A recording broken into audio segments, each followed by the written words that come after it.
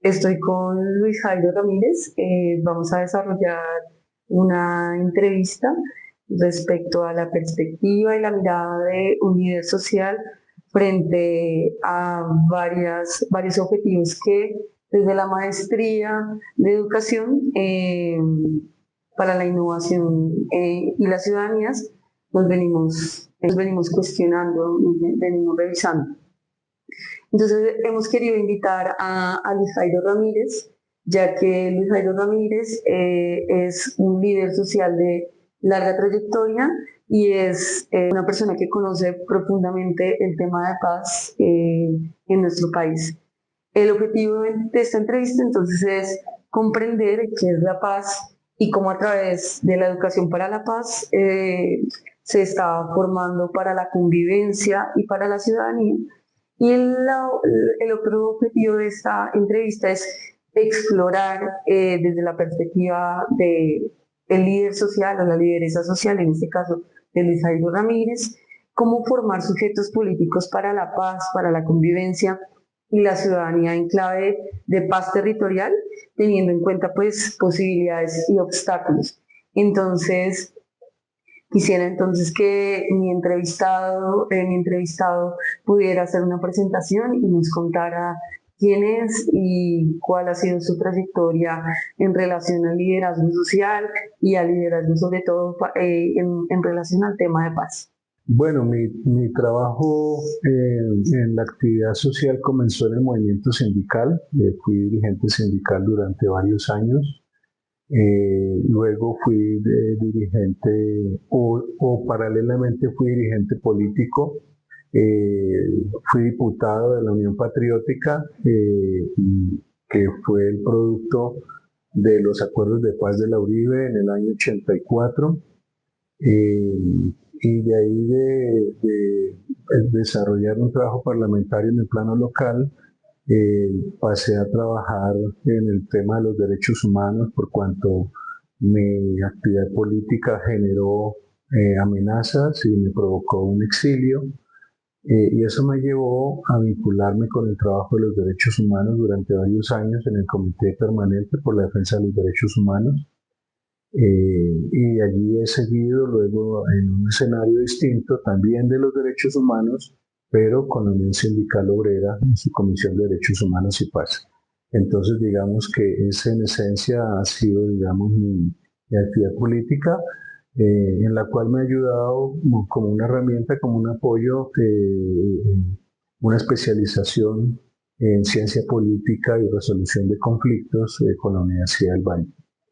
Bueno, en ese sentido, como podemos escuchar y también ver, Luis Jairo tiene una enorme trayectoria, tanto sindical como activista, y en materia de paz, digamos, es una persona versada en este tema, ya sea porque ha sufrido los vejámenes de la guerra en Colombia y también porque ha sido un líder que ha acompañado las luchas para encontrar caminos de paz en Colombia.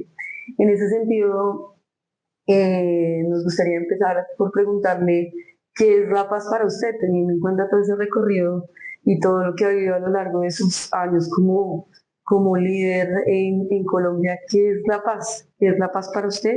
Y después preguntarle cómo definen la paz desde el lugar donde ustedes están trabajando, desde el lugar del sindicato en este caso, pero primero la primera pregunta. Sí, digamos que la respuesta cuál es la idea de la paz deriva un poco de lo que han sido, sobre todo en estas últimas 6 décadas en el país, el conflicto. El país ha vivido en una guerra ininterrumpida.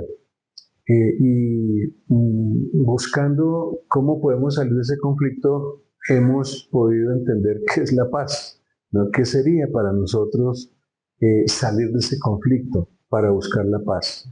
Entonces, una primera cosa que nos queda de esa experiencia y de esas enseñanzas es que la paz no es ausencia del conflicto. Y lo afirmo porque aquí se ha intentado varias veces resolver el conflicto a través del camino de la guerra, es decir, derrotando al contrario. O también se ha intentado llegar a la paz solamente pretendiendo que no haya armas, ¿es cierto? Y eso no es el conflicto. Resolver o llegar a la paz quiere decir resolver las causas que dieron origen al conflicto, ¿cierto? Eso para nosotros en Colombia es la paz. Quizá en una guerra internacional como la que hay ahora entre Palestina e Israel, el concepto de paz sea un poco diferente porque los escenarios son distintos. Pero aquí también en Colombia no solamente es no la ausencia del conflicto, sino resolver las causas que dieron origen al conflicto, y esas causas son de orden social, el hambre, el desempleo, la ausencia de un ingreso para poder vivir, el tema de la educación, la salud, etcétera.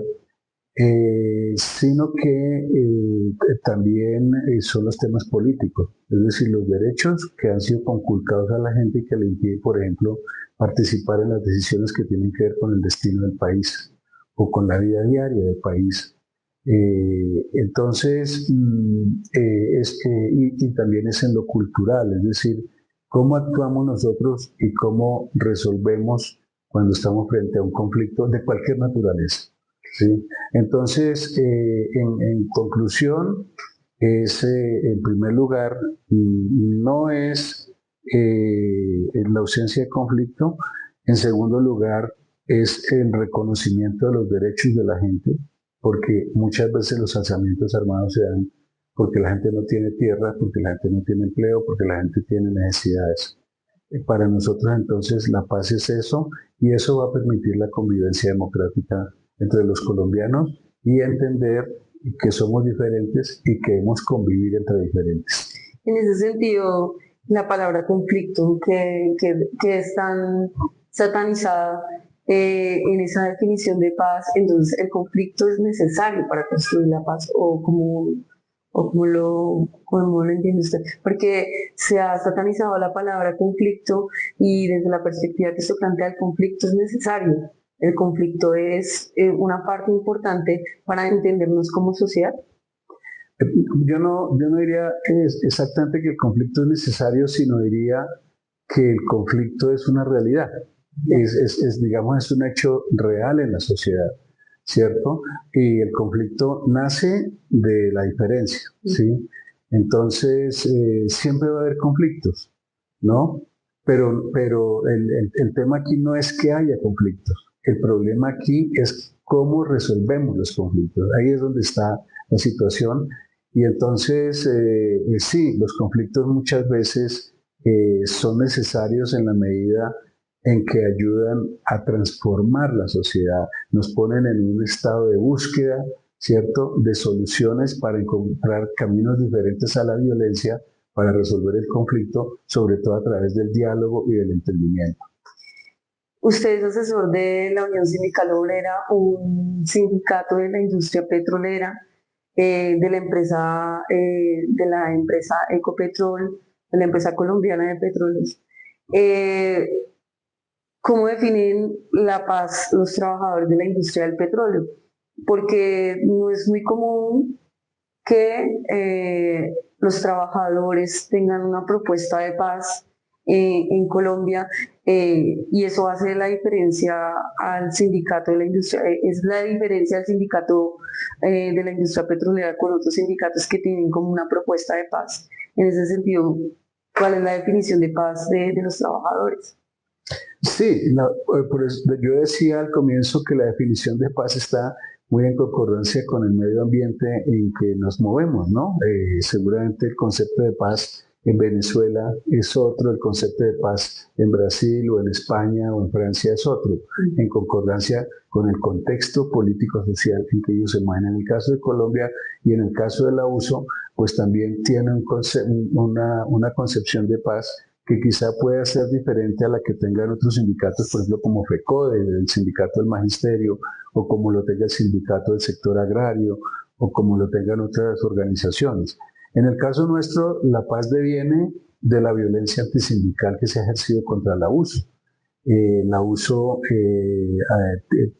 ha sufrido 126 asesinatos de líderes sociales, ha sufrido el exilio, ha sufrido el desplazamiento forzado, la cárcel.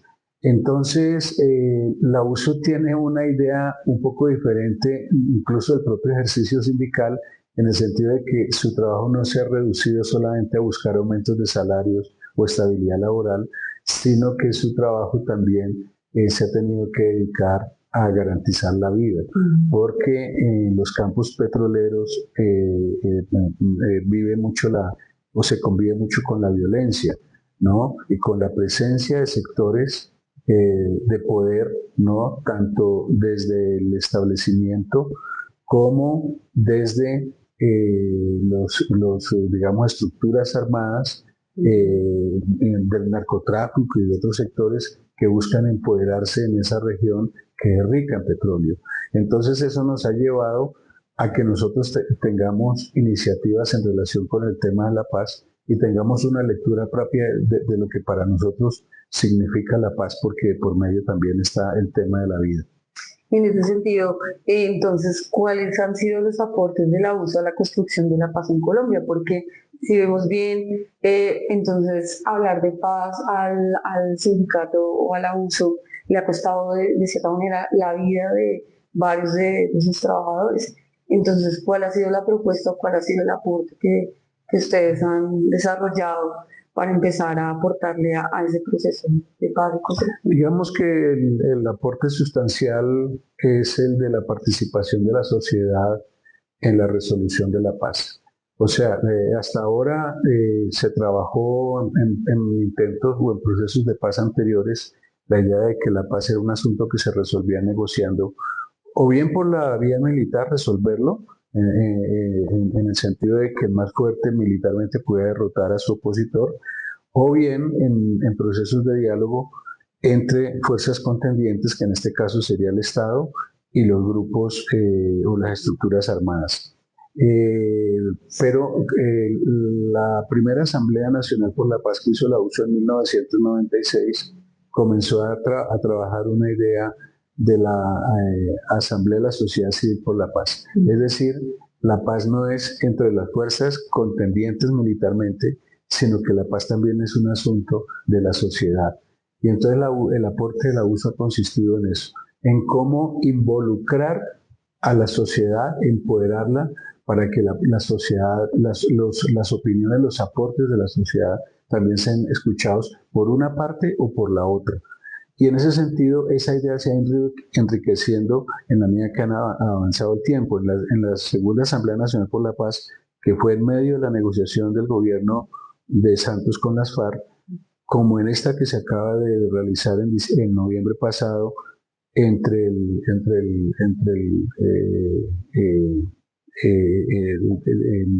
Bogotá, la idea de la paz siempre ha terminado como hablando, ahora vamos a construir un movimiento nacional por la paz, en que la gente comience a construir movimiento por la paz desde las regiones, ¿cierto? O sea, el asunto de la paz no es entre las partes enfrentadas militarmente, sino la sociedad civil va a tener que declarar, por ejemplo, sus territorios como territorios de paz, sus colegios y universidades como escuela, territorio de paz, sus comunidades como comunidades de paz. Es decir, que la sociedad, si por arriba no ha sido posible la paz, que la paz se comience a presionar y a construir desde la sociedad.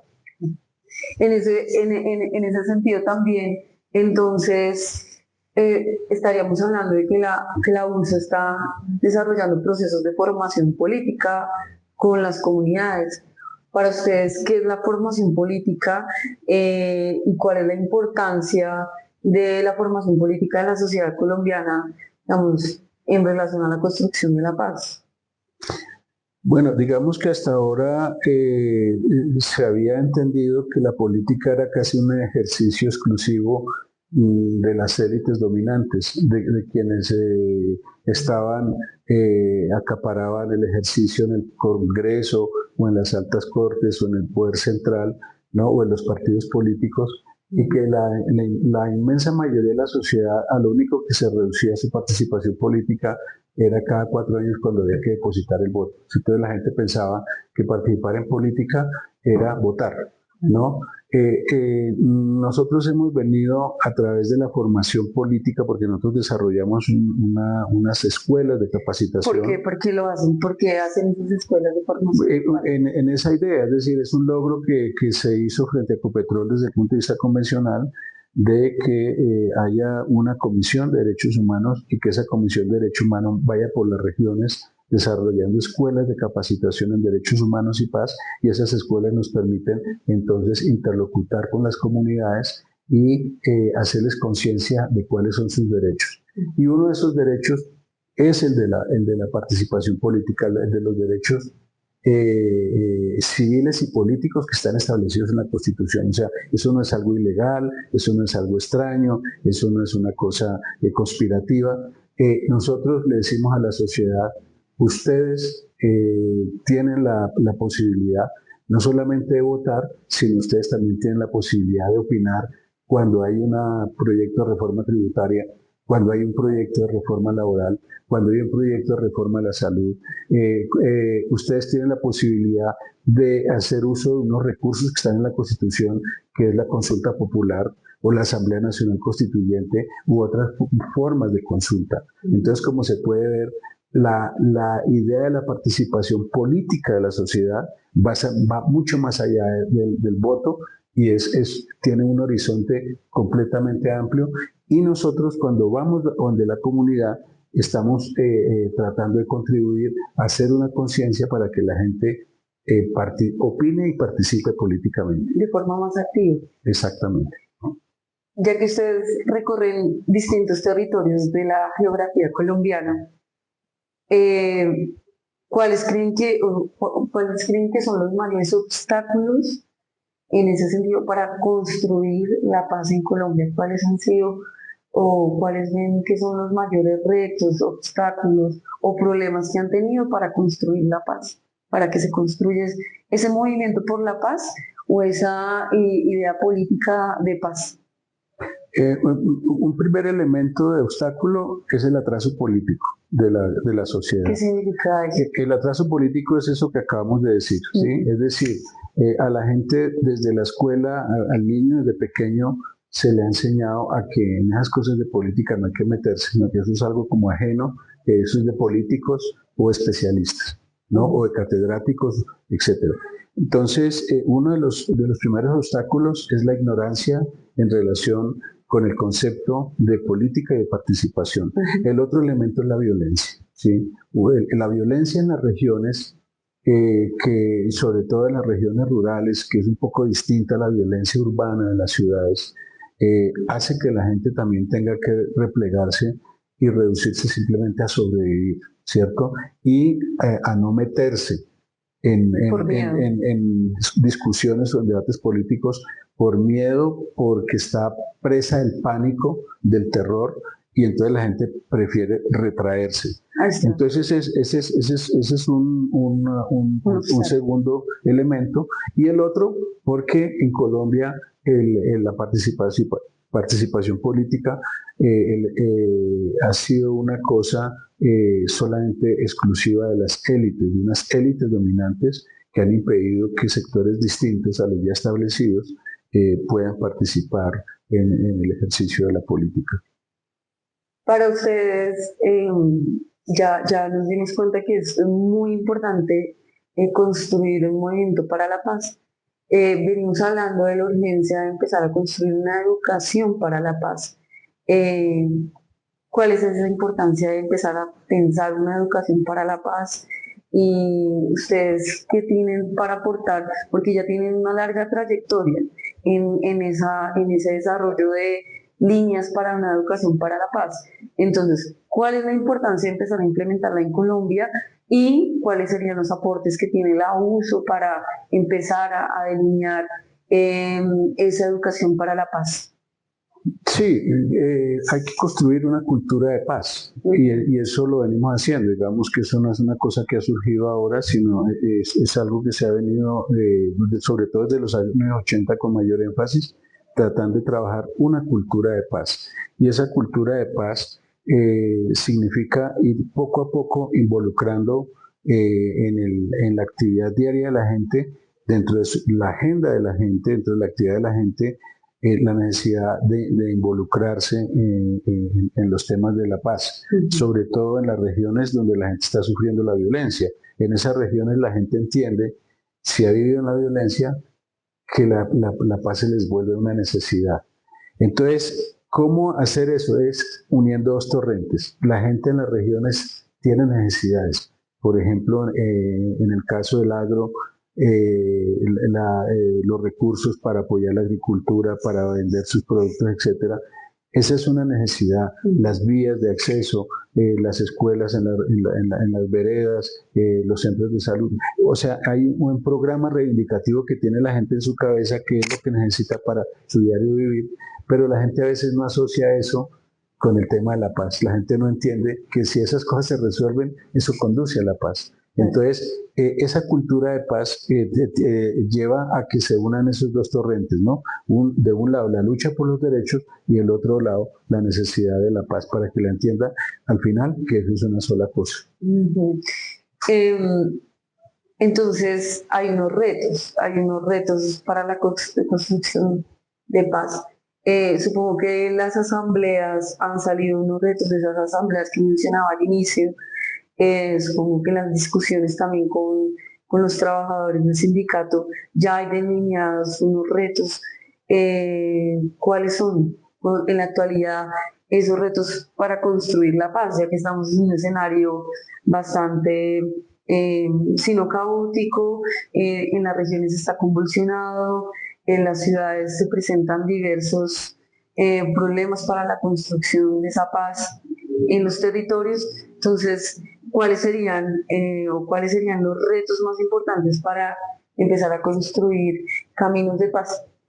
Uno primario, digamos, es la organización.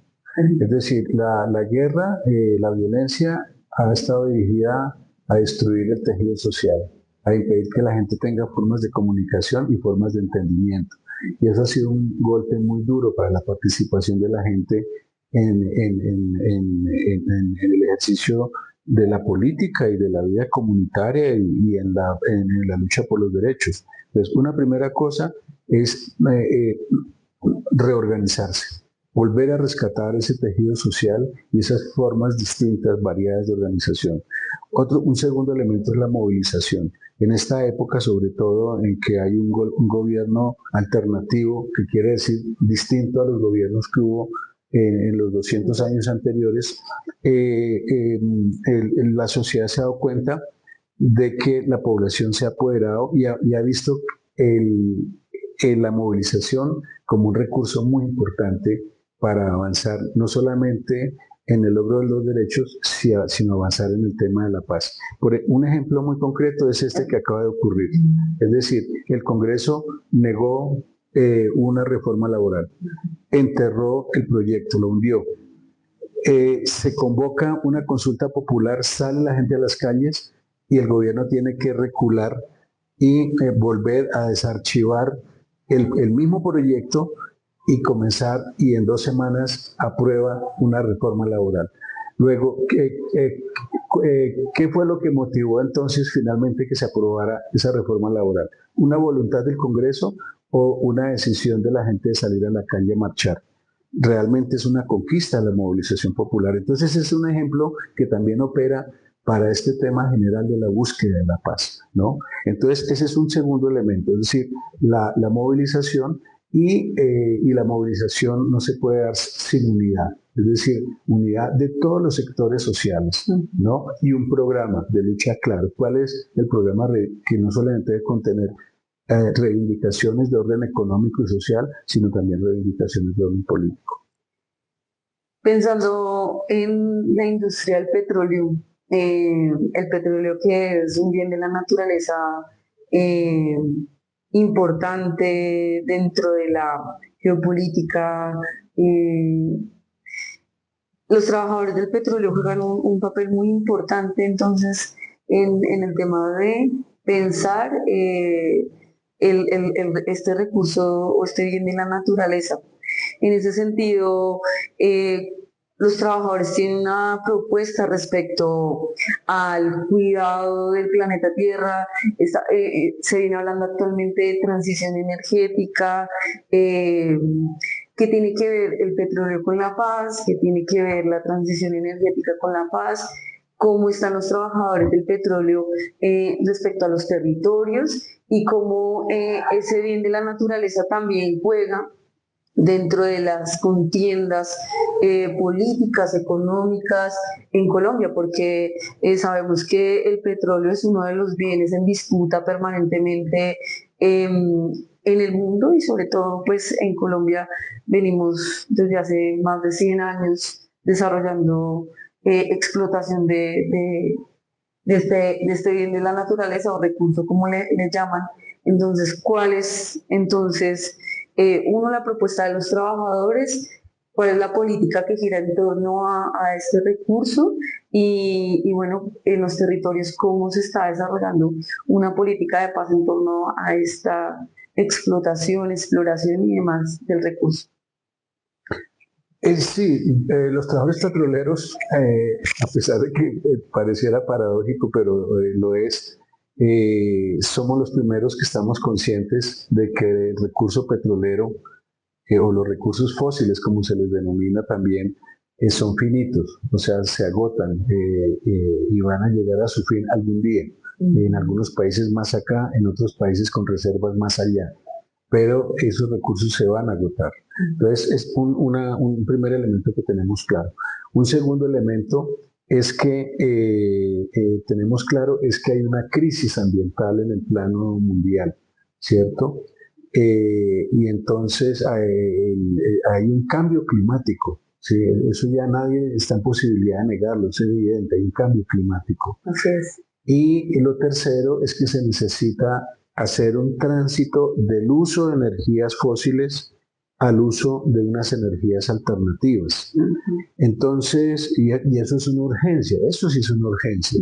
Entonces, pudiera pensarse que los trabajadores petroleros, por estar en este campo, estamos apegados a la explotación del petróleo. No, nosotros en cada una de las tres asambleas, una consigna que ha estado inserta en la búsqueda de la paz es el tema energético. Entonces, por ejemplo, la consigna de las asambleas ha sido vamos con energía a buscar la paz, ¿cierto?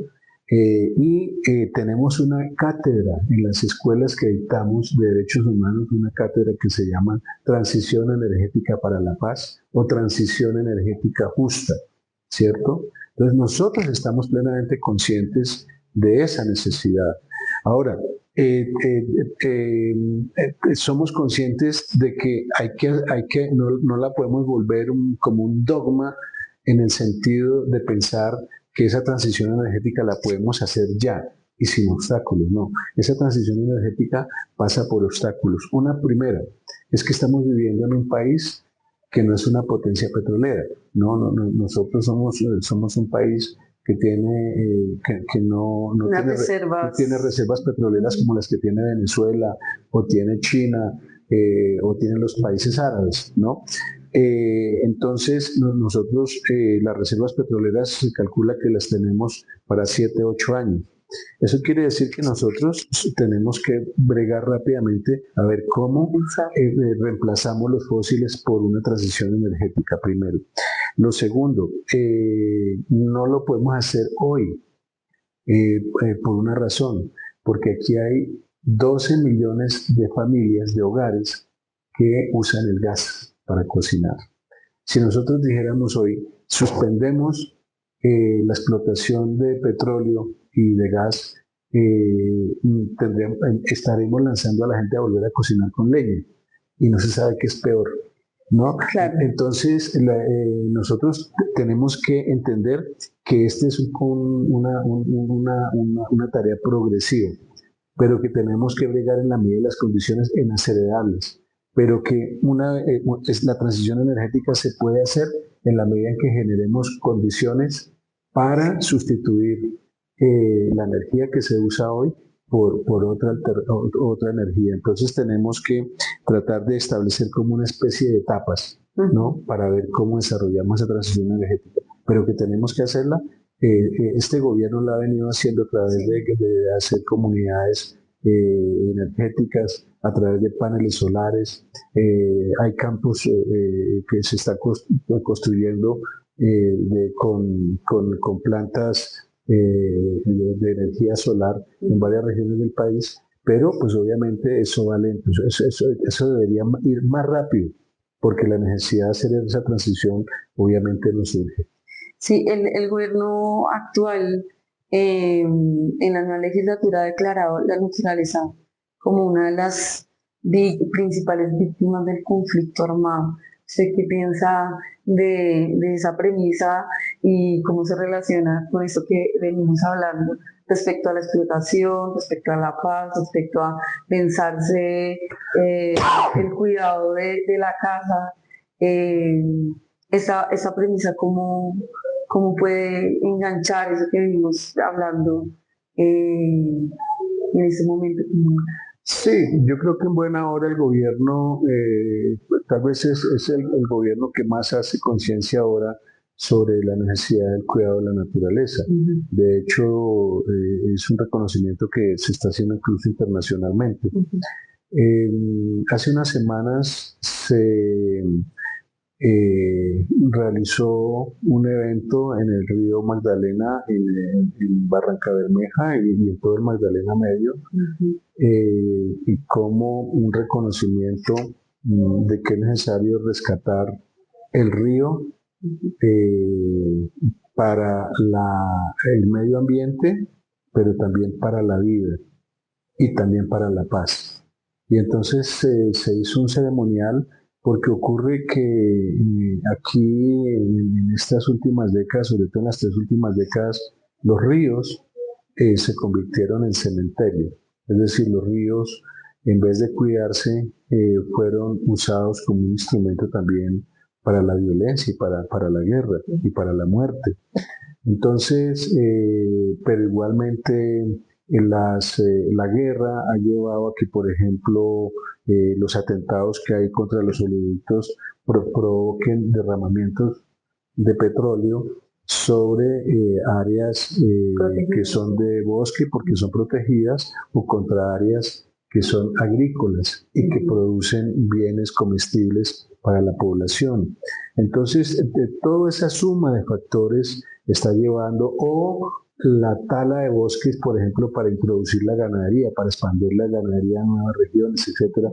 Todo eso ha provocado un daño tremendamente duro, fuerte, y nosotros somos plenamente conscientes de eso. Por eso se hizo esa ceremonia hace como 2 o 3 semanas en el Magdalena Medio, con iniciativa también de la JEP, para declarar el río Magdalena como víctima y como un río que es sujeto de derechos, ¿no? Y la USO fue uno de los convocantes junto con CREDOS y con otras organizaciones del Magdalena Medio, y pues por supuesto que estamos comprometidos en todo lo que lleve a trabajar por la defensa del agua, de los bosques, de todos los bienes que sean posibles, porque esa es una tarea que si se hace, obviamente está contribuyendo a la construcción de paz también. Okay. Bueno, pasando un poco más a la perspectiva personal ya, no colectiva, usted que ha vivido en distintos escenarios y épocas de alguna manera el conflicto armado social y político en Colombia, ¿cuál cree que ha sido su aporte personal eh, a la lucha por la construcción de paz, por la búsqueda en la búsqueda de la verdad y de la justicia en Colombia? ¿Cuál ha sido su aporte Bueno, yo creo que en lo personal, aunque siempre cuando uno habla de lo personal, a la colectiva? habla de muy poquito porque uno es una gota en el desierto, y por eso hablamos siempre de sumar, porque cuando se suma se multiplican los resultados. Pero en lo personal, digamos que el esfuerzo ha estado justamente en la lucha por la búsqueda de los derechos, es decir, por la realización de los derechos. Porque como ya dije al comienzo, si los derechos se aplican, estamos viviendo en paz. Una sociedad en donde toda la gente, todos sus miembros gocen de plenos derechos, es una sociedad que no necesita de rebelarse contra nada, ¿cierto? Y entonces, digamos que en el movimiento sindical donde yo comencé, una lucha era esa, los derechos, lograr conquistar derechos para los trabajadores, para las comunidades, para los niños, para las mujeres, para las comunidades indígenas, etcétera. Entonces ese digamos que ha sido un primer elemento. Un segundo elemento, pues el de la educación, el de la cultura, es decir, contribuir a generar una cultura por los derechos, porque por la vía de los derechos llegamos a la paz.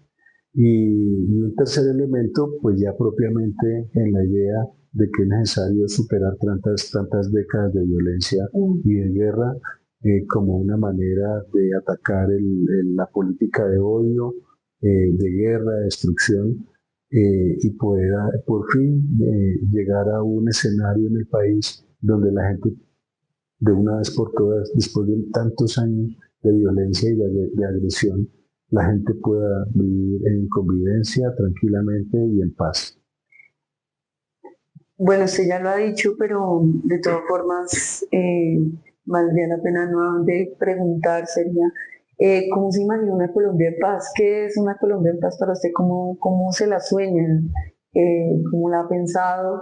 Eh, ¿Cuál sería como esa Colombia a futuro? ¿Cómo sería? Bueno, Colombia lo ha dicho mucha gente, no es un secreto, que Colombia es un país maravilloso. Ahora han dicho que Colombia es la potencia mundial de la vida. Y lo que uno piensa es en que la gente sea feliz, ¿no? Y que es la felicidad también. Debe haber distintas maneras de describir la felicidad. Aparentemente es un término sencillo de entender, pero a lo mejor es difícil de describir, tiene su complejidad, porque también para cada ser humano la felicidad seguramente implica algo diferente, ¿no? Dependiendo de cómo vive la vida.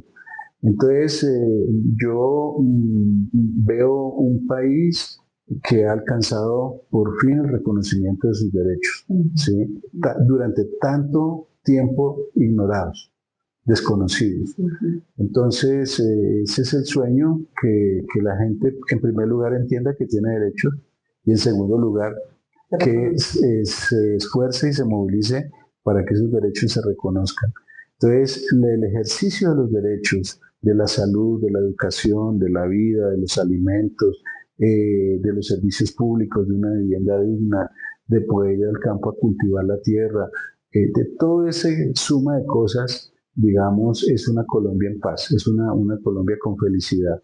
Entonces, digamos que yo me sueño a esa Colombia de esa manera, es decir, con una gente que por fin tiene acceso a lo que soñó durante mucho tiempo, que haya garantía a la vida, a la dignidad humana y a todo ese conjunto de derechos que sumados suman la felicidad. Este video, este podcast, este material que estamos grabando va a ir dirigido a la mayoría, a mayoría de personas que son docentes en distintos territorios. ¿Usted cuál cree es el papel de la educación, ¿sí? El papel de los educadores en la construcción de la paz. Este material lo hacemos para que otros lo puedan escuchar y sí nos parece importante que se identifique cuál debería ser el rol de nosotros los docentes, de las y los docentes en esa construcción de paz, cuál debería ser y cómo podemos construir entonces una Colombia en paz, cuál podría ser desde su perspectiva. Sí, digamos que los seres humanos nos formamos primero en la casa, con la familia, es decir, digamos que de lo que ocurre en la casa, la fuerza del ejemplo está en lo que hace el papá y lo que hace la mamá. Y uno siempre toma como un modelo eso. Entonces, ese es el primer escenario de formación. Uno segundo es la calle, ¿no? También hay una buena parte de nuestro tiempo que la pasamos en la calle. Sí, ¿No? otro escenario donde se educa Que uno. es un escenario multicolor, donde uno se encuentra con distintas cosas, experiencias, enseñanzas y demás. Y uno tercero, el orden no implica el nivel de importancia. Un tercero es la escuela, el colegio, la universidad. Y el maestro tiene un deber, digo yo, en esencia un deber, no una obligación, de ser consciente de que en sus manos tiene la posibilidad de formar al nuevo ser social, a un nuevo ser social, a un ser que tenga la capacidad de vivir en comunidad, ¿cierto? Y el ser social que está en la comunidad puede ser o violento, o puede ser pacífico, ¿cierto? O puede ser un artista, o puede ser un ladrón, o puede ser un drogadicto, ¿no? Entonces, el papel de la transmisión de conocimientos, del saber, de la experiencia, de la pedagogía, etcétera, etcétera, del ejemplo que también se enseña, es supremamente importante. Y desgraciadamente un número muy grande, significativo de maestros no son conscientes de que tienen esa responsabilidad y que ellos tienen en sus manos un deber transformador de los seres humanos para que puedan vivir en una sociedad próspera, una sociedad en progreso.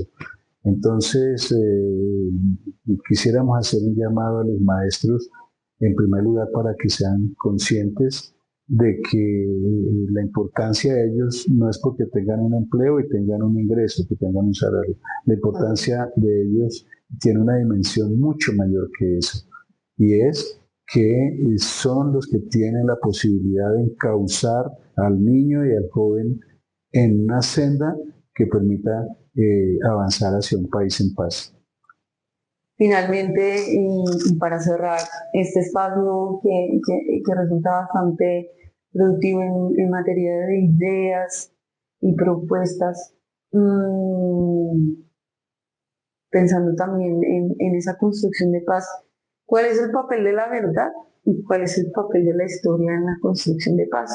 Eh, de la paz en los territorios y también, digamos, cómo empezar a fomentar desde la escuela la construcción, el desarrollo, eh, para aportarle a esa verdad y también para aportarle a la historia, podría pensarse así.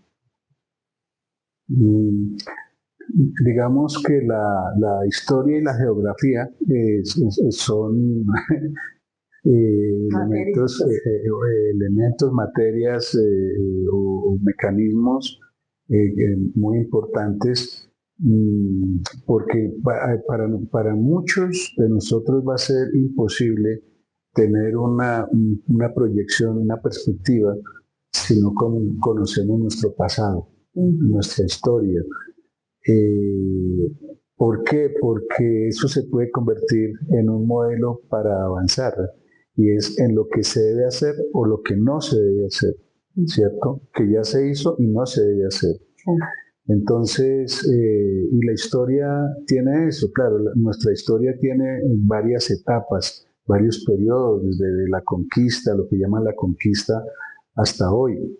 Pero si hablamos de esta última etapa, una cosa que cada niño debiera saber, cada joven, es la historia de nuestros pueblos, de la cultura de nuestros pueblos y sobre todo de la lucha de nuestros pueblos.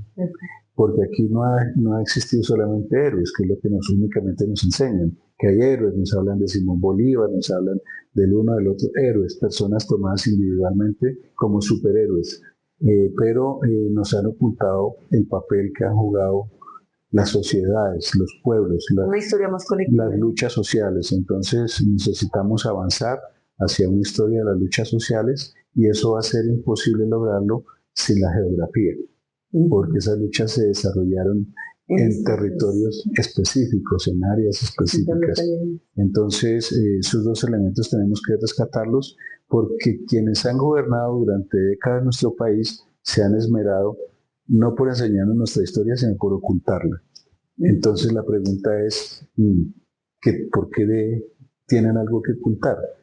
¿Qué esconden? ¿Qué quieren que la nueva generación de jóvenes no sepan? Y precisamente lo que ellos quieren que no se sepa, que permanezca oculto, es la responsabilidad que esas élites que tradicionalmente gobernaron este país, gobernaron sobre la base de hacer uso de la violencia y de la concentración de la riqueza en unas pocas manos. En ese sentido, entonces, el papel de la verdad también. Por supuesto, la verdad tiene mucho que ver con la historia, claro, porque la verdad es de saber algo, de develar algo que ya pasó. Pero ahí en la verdad, obviamente también se va a saber, sobre todo, se va a entrar en el terreno de las responsabilidades, ¿no? Por ejemplo, pues, para no ir más lejos, la violencia, ¿no? ¿Quiénes desataron la violencia? ¿Qué intereses estaban protegiendo o qué privilegios? Y por eso tuvieron que echar mano de la violencia para proteger determinados privilegios, para no perderlos.